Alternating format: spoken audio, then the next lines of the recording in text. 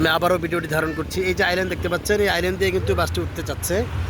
ওই খালি হলো এই যে এতটুকু জায়গার মতো খালি আছে এই জায়গাটায়, এই জায়গা দিয়ে সে কিন্তু উঠতে চাচ্ছে, দেখে উঠতে পারে কিনা। আমাদের বাসটি অবশ্য ট্রেনে চলে আসছে অনেক দূর। দেখতে পাচ্ছি যে হ্যাঁ বাসটি কিন্তু উঠে যাচ্ছে, এই যে উঠে গেল। বাপ রে বাপ, এদেরকে তো আসলে কী দিয়ে যে এরা যে আসলে কোন পর্যায়ের ড্রাইভার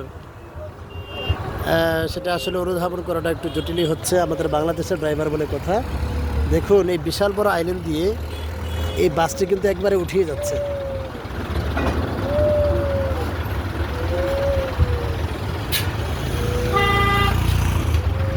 এক চাক্কা উঠে গিয়েছে, এখন বাকি রইল আরেকটি চাক্কা।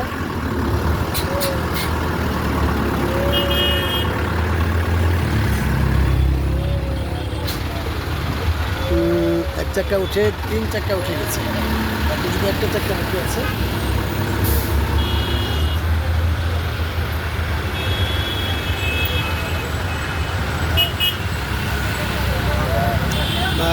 ফ্লাইওভারের মাঝখানে কোনো পুলিশ নাই, কোনো ধরনের নিয়ন্ত্রণ নেই, নিয়ন্ত্রণহীন কিন্তু তারা গাড়িগুলো চালাচ্ছে।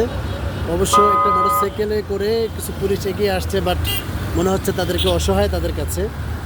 এই বাস ড্রাইভারের কাছে হয়তো তারা অসহায় ছিলেন, যার কারণেই কিন্তু কোনো রকমের বাধা দেননি এবং বাসটি কিন্তু আবার ওঠার চেষ্টা করছে। একটি শৌখিন বাস বিপরীত দিক থেকে আসার কারণে সেই সামান্য সময় কিন্তু তিনি ওয়েট করছেন।